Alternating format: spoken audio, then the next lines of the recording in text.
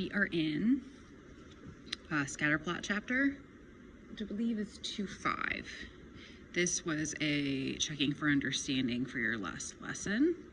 These are the answers to it if you didn't see it. Here is kind of, it's like a bell ringer.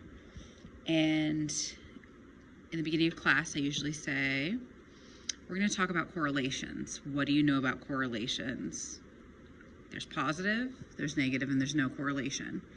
And there's a phrase that's often said as correlation doesn't necessarily equal causation. So sometimes people will say, well, this year this went up, but this went up too. Did one have an effect on the other? Not necessarily. It could just be a correlation with some other cause or issue.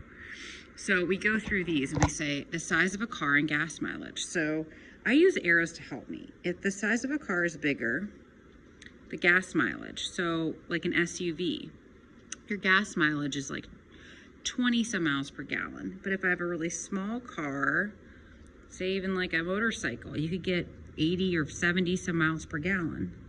So the bigger the car, the lower the gas mileage is, and the smaller the car, the greater. So since those arrows are opposing each other, there is, what says no? Yeah, negative. There is a negative correlation. Body size and intelligence. So if you have a really big body, you have a really big intelligence. Yeah, like an adult maybe versus a baby. Do they mean you just have a really big body versus a small body? That doesn't make too much sense, so there's no correlation. Calories eaten, you tend to weigh more. If you want to lose weight, they always say reduce your caloric intake. Is that necessarily true? No, and that's the thing with correlations. It's not saying if you eat all these calories, you're going to be a heavier weight. That's not necessarily true. Just like if you eat few calories, that you're going to necessarily lose a ton of weight. So since the arrows, though, are going together because it's a general statement, then there is a positive correlation. Even though it's low, it's saying when one's low, the other's low.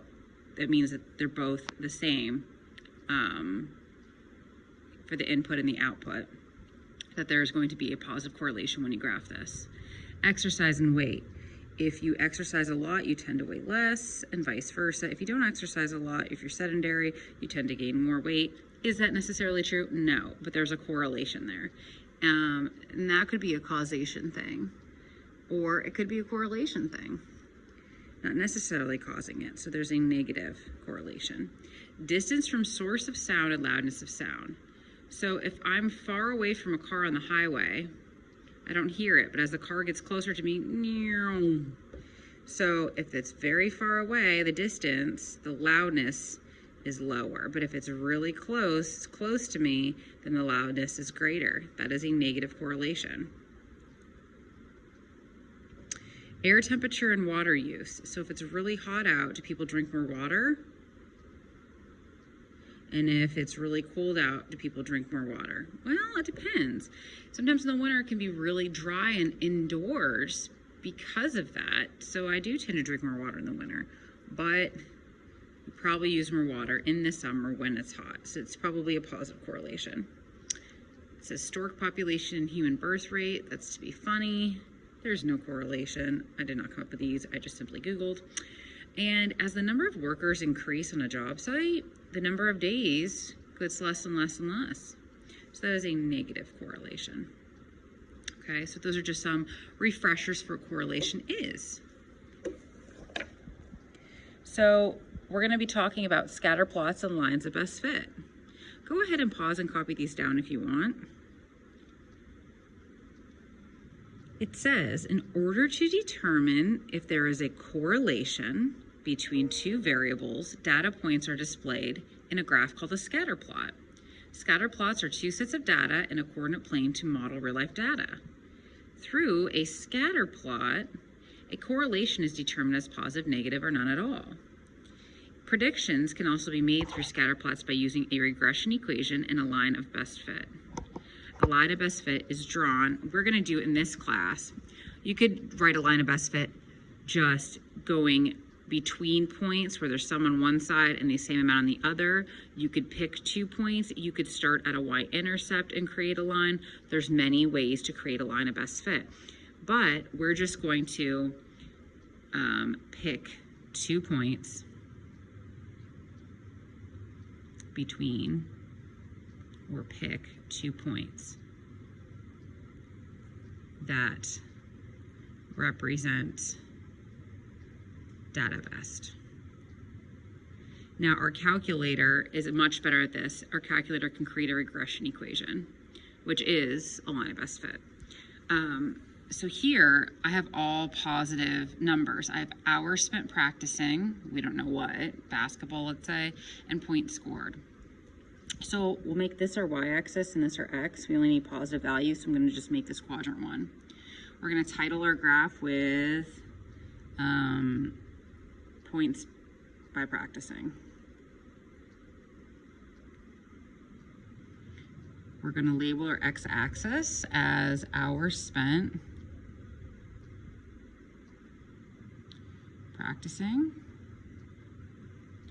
and points scored. Now here, would this be causation? Well, technically, if they're saying the more hours you spend practicing, then you're getting more points, it would interpret that those hours practicing are causing the points being scored. So there seems to be a correlation probably.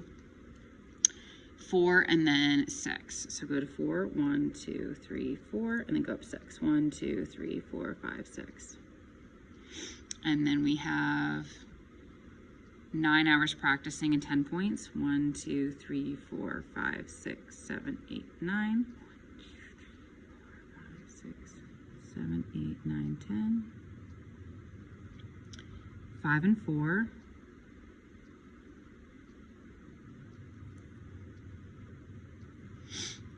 5 and 7.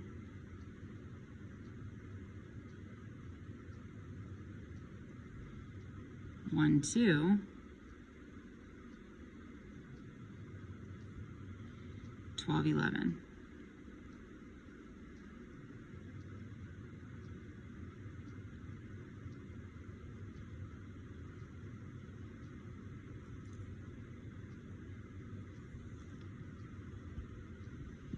Okay.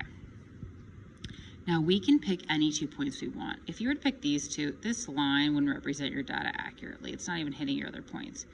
You could, if you were to pick these two, it's okay, but there's data under here. I would say maybe this line or this line. You'd have 2 points on each side. So I would use this one and this one maybe. If you don't, that's fine. You wouldn't be marked wrong. Just try to do better. I'm gonna pick this point because there's 2 sets and 2 sets. It just makes me feel better. So we're gonna use 1, 2. And then we're gonna use, which one's this? 9, 10.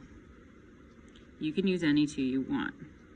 So x1, y1, x2, y2. So it says draw a line of best fit and create an equation. So we're doing this by hand. So our equation is y minus y1 equals m times the quantity x minus x1. Well, our y1 is 2 and our x1 is 1. Our slope is 10 minus 2, 8 over 9 minus 1, 8. Well, that's a nice pretty slope. So y minus 2 equals 1 times x minus 1. Y minus 2 equals x minus 1. Add 2 to the other side. Y is going to equal x plus 1. That's pretty basic.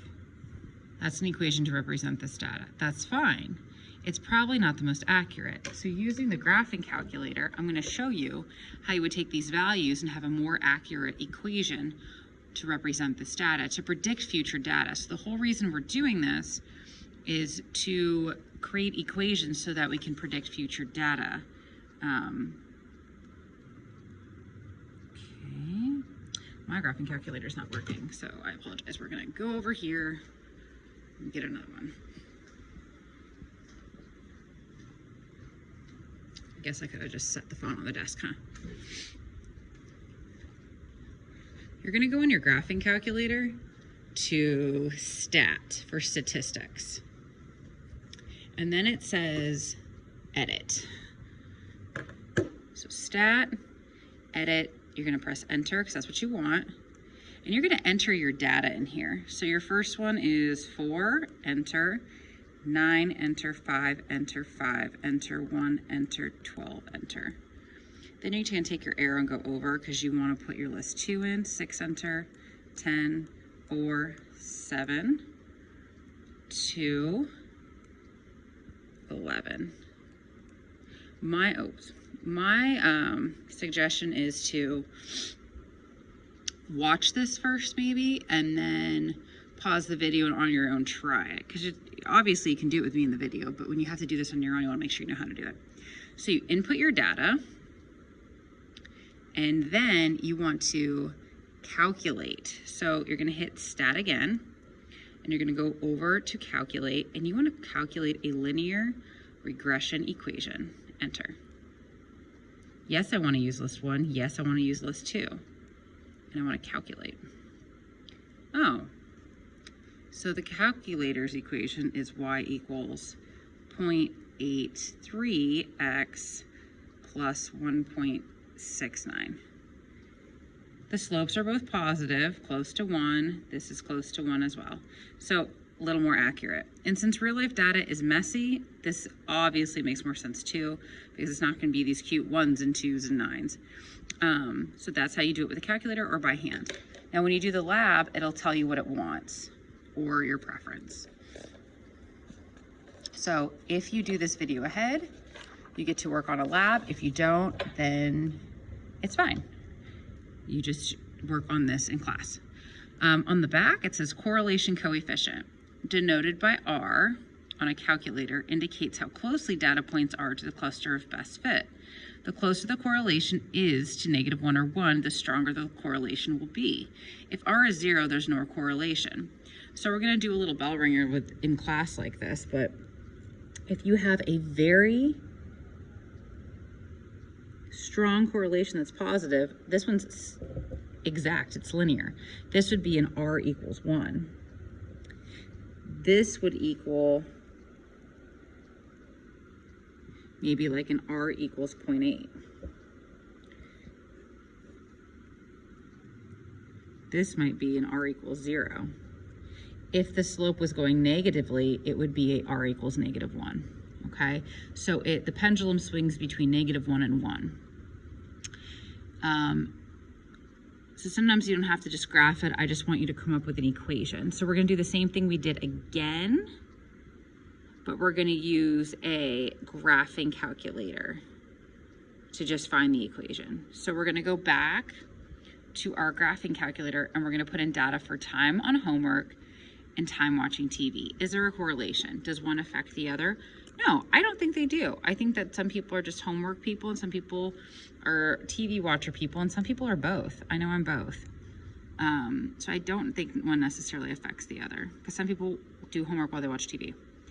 But let's see if there is a correlation, not necessarily causation. Go to statistics and then edit your list. Now we can just override these numbers so you don't have to delete them. If you want to delete them, you don't press clear, you press delete.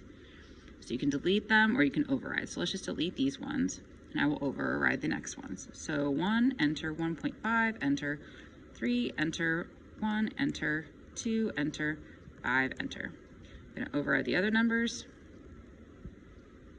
3, enter, 2, enter, 1, enter, 4, enter, 2, enter, 0, enter. Now it says we input our data, stat, edit, enter. L1 is X values, L2 is Y values. Now we're gonna use this equation and graph it. So go to seconds, Y equals enter on graph.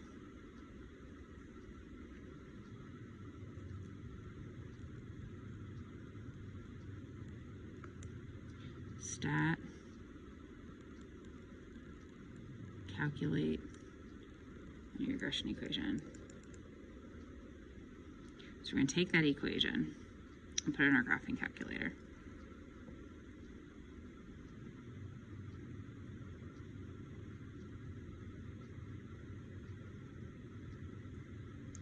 So I should have done that first before I did this. So negative 0.84 x plus 3.89.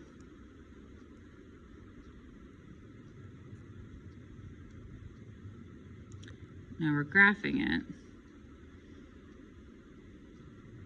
but we also want our stat plots on, because this equation is going to represent our data, but we also want to see where these lie near that line. So we're going to go to second, y equals, like it said here, and press enter. We want them on, enter, and we're going to hit graph. So yeah, it kind of goes through it. Now this window, we don't need all this negatives. We need to get rid of this. So we're gonna go to window, and we're gonna make our x-min 0, and our x-max like 10. We're gonna make our y-min 0, and our y-max, our highest y value was like 4, so let's make it 10, sure. Hit graph. Okay, so that's what it looks like. It's hitting a decent amount of data. Okay, so we said, what did we say our window was? Our x-min was 0, and 10, 0, and 10. Okay, and it's showing here. We have some dots. We have a line going through the dots. It says give appropriate window dimensions, and then find and graph the line of best fit using the calculator. So we did that already. We did that at the same time. So it's showing you this was your data, and here's an equation to represent that data, and this is how you graph it, and that's it. We're going to use these tools for a lab. Okay, you're doing this lab on your own. Normally you do it with a group of 2 people. I have equipment for every single person, so that should be fine. And I will see you guys on Tuesday or Wednesday.